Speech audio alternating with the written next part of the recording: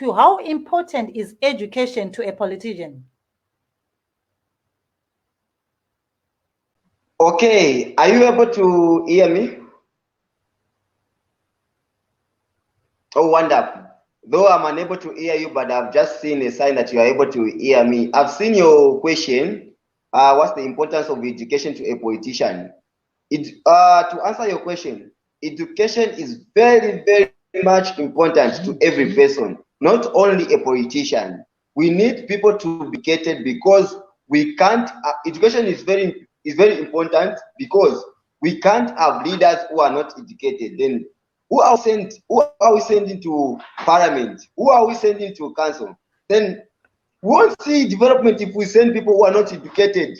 You know, education opens a person's mind. So we need people to be educated so that we are confident that we are sending someone who is educated to represent us.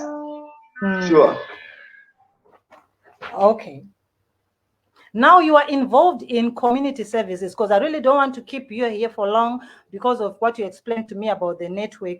You are involved in community outreach programs. You're also involved in disability advocates. What exactly will you be doing? For now, thank you. I've seen your question on a text there. Are you able to get me? Are you able to hear me? Oh, wonderful. Thank you. Yes.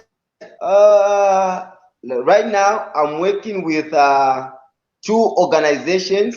One is for the youth, then the other one is for what's this? It's for what? It's a community. It's a community youth group. That's the one I'm working with. Then for the youth, I'm currently serving as a community activist where we are offering different services to the people. We are working with the aged, then we're working with also the disability, the people with different abled. I think that's what we are offering. We are doing different kinds of services to them. Okay. So I am not working as an individual. I am working with two organizations like the ones I've mentioned. Okay.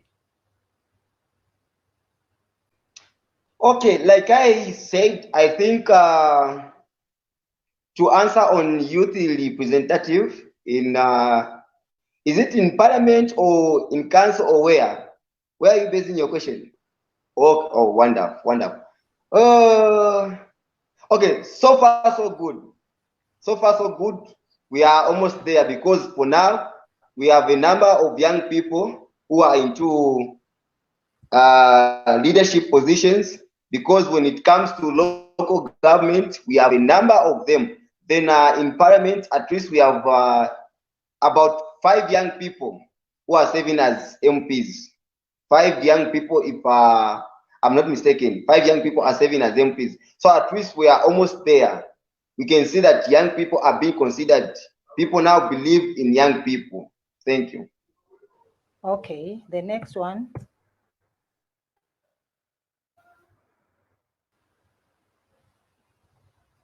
Today, I don't know what's going on. I don't know why you cannot hear me. All right, just another question there. In your opinion, why is it taking long for Africa to achieve, economic freedom?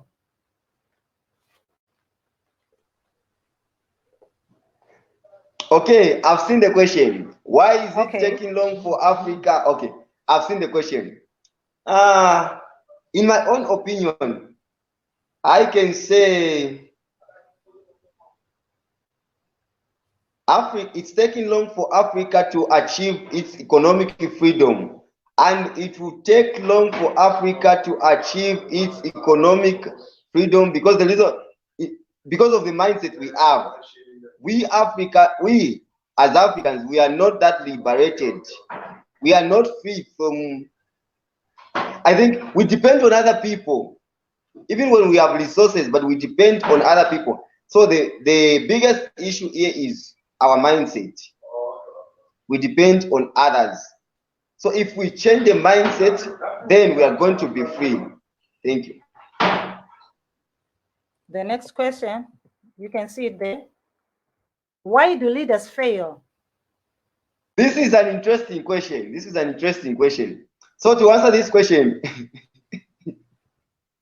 yeah, we have a problem as Africans. We have a big problem. You know, I think the issue is that leaders do fail because they refrain from what they believe in. You know, African leaders are very brilliant. I don't know the reason why when someone is elected they do change. So the reason why leaders do fail is because they refrain. They get away from what they believed in. They don't work. They wait to be told, but they wait to be told what to do by others who are not even African. That's the reason why they do fail.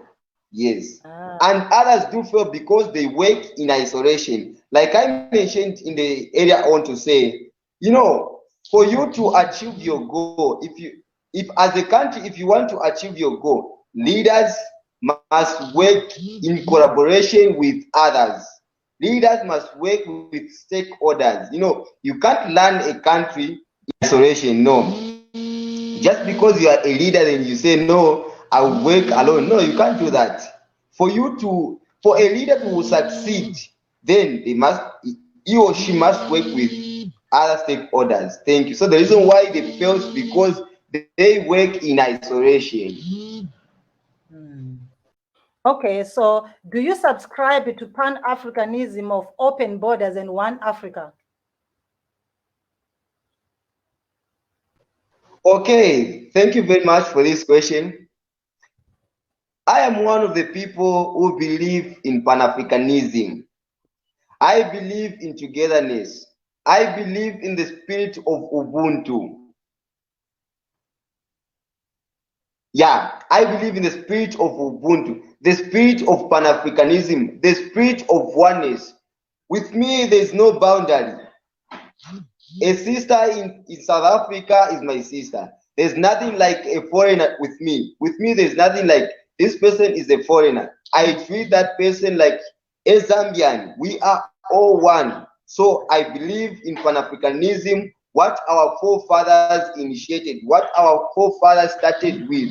So I've continued to believe in that, to believe in Pan-Africanism, because I believe that the only thing which will make Africa to be united or Africa to succeed is when we become united, we become as one, not be like calling each other as foreigners. Then we are going nowhere.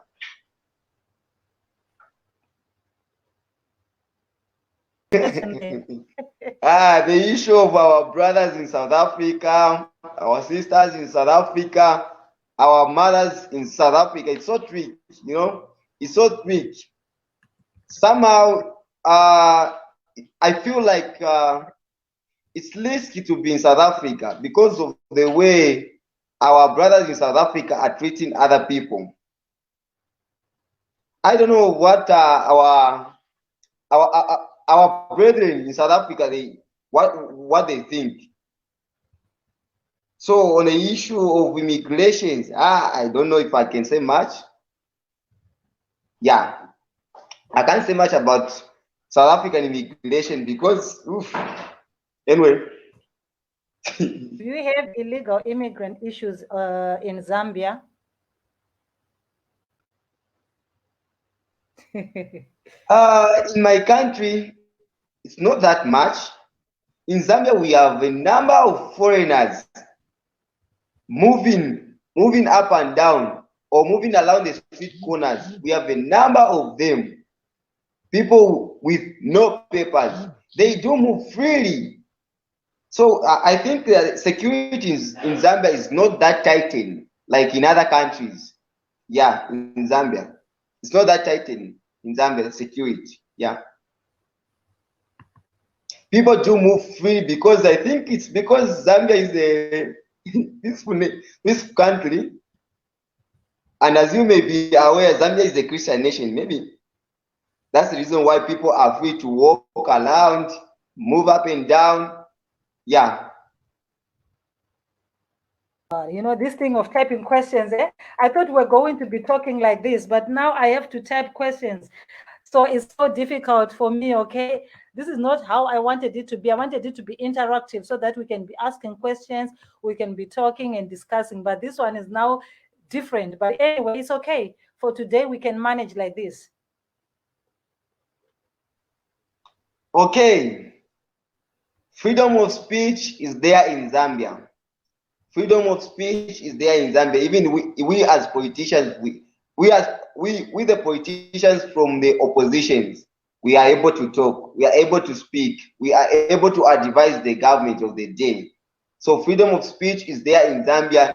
Even when the current president was elected, during his first inauguration, he even mentioned to say, with me, I'm going to let freedom of speech be the first priority. Yes, so freedom of speech is there in Zambia. People are able to talk. You know, the problem with us people is that we mistaken freedom of speech to insult the president, to insult our leaders. No, that's not freedom of speech, and it shouldn't be like that. So freedom of speech is there in Zambia. People are able to talk because in other countries, people are not like, they have little or no say to advise the government of the day. They don't do that. They fear. They fear to be arrested. But in Zambia, people are able to talk. Yes. Okay, the next one is how has been President HH's leadership so far?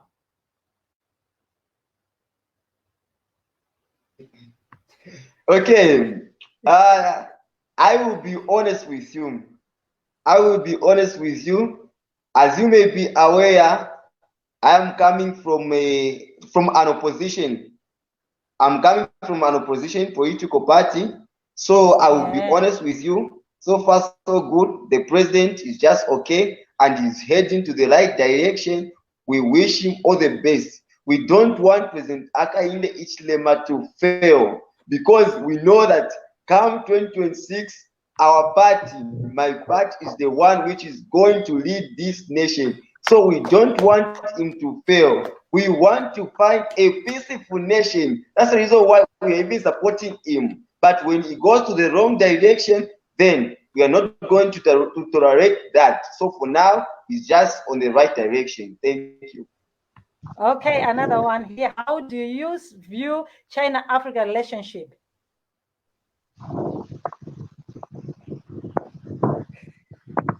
Okay. Okay. China-Zambia relationship. I like that. I love that. Okay. Oh, their relationship is also good. Their relationship is also good. But somehow I feel like we do disappoint China. Most of African countries, we do disappoint China because China has been there for us. China has been there to offer something on the table. China has been there to help us to revamp our economy. But somehow, we are not helping China because of the way we are handling our economy. Okay. Yeah. So the relationship is just okay with me. Personally, the relationship is just okay with me. I don't know with others. Another one there. Why is it important for the youth, to participate in politics, in social and economic issues of their countries? Okay, like I mentioned earlier on to say, it is important for youth to be in governance position, for youth to be influenced, or for young people, let me say young people. It is important for young people to be part of the decision making, because whatever happens in government affects us all. So if we as youth, then if we don't take part in governance position, then there's nothing for us.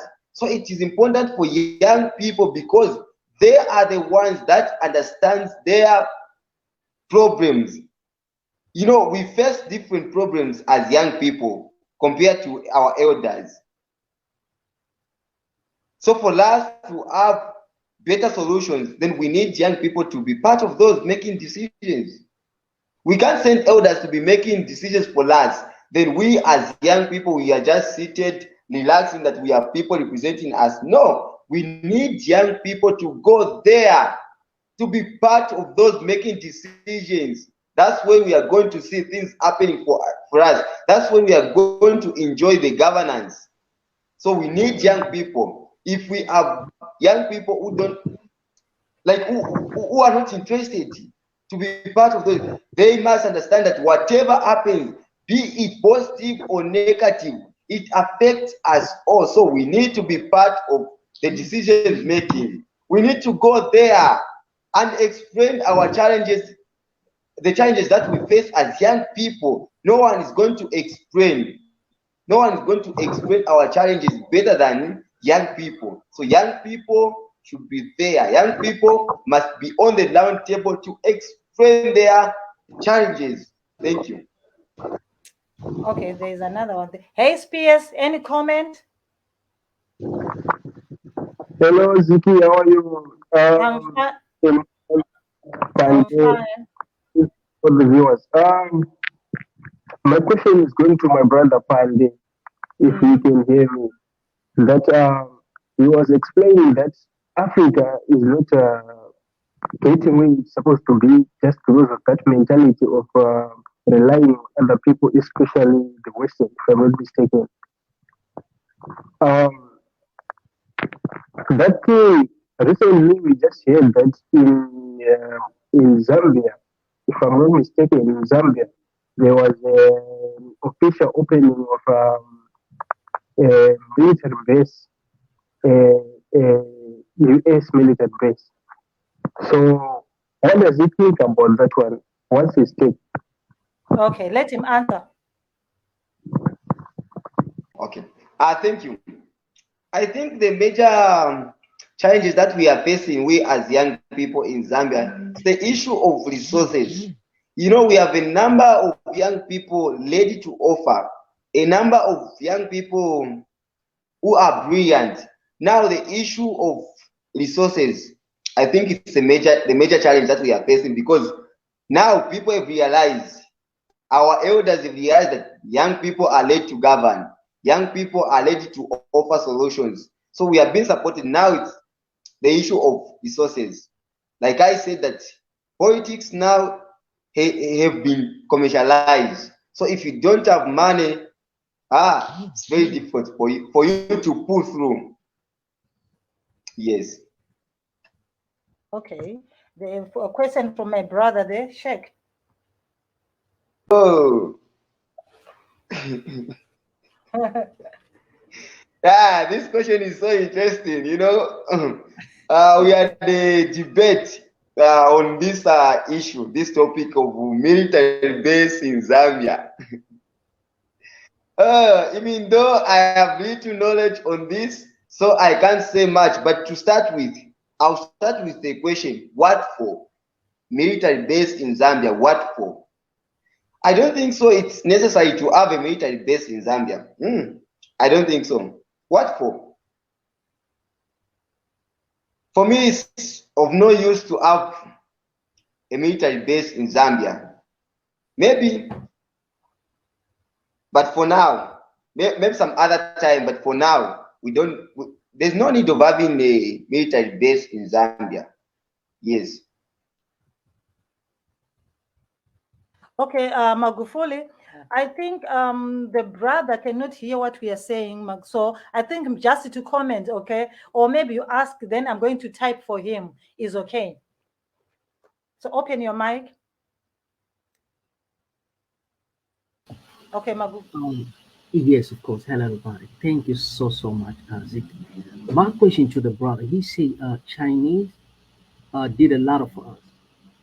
I want to know from Mr. Pande, Honorable Pande, Geoffrey, what that Chinese that did for us. Okay, come again so that I type. What did the Chinese what? Okay. So he say a lot of Africa forget that a Chinese play big role into in Africa in contributing to the continent, to the to the in the continent of Africa, including Okay. Zambia. So I want him to tell us because as far as I know, Chinese they only take away. And then Okay, another he can answer question, that. and should I ask another question or No, he's answering that one because he cannot hear us. I don't know what is happening, so I'm typing for him the questions. Okay. Yeah. I've seen the question. What did Chinese did for Africa? I think maybe it's in my brother's country, but here in Zambia we have Chinese creating jobs for local people, and that's the reason why I've said that Chinese people since okay, Chinese people has been so helpful to us, like, like in my country, because I've seen them creating jobs for our local people. That's the reason why I said that Chinese people are helping us. Maybe in some other country, I don't know. But in Zambia, they are helping us. Those I think those who asked the question are answered. Okay, let me add. Where is? Oh, he's gone now. Malema is gone. Okay. Spears, do you have any comment? Not question.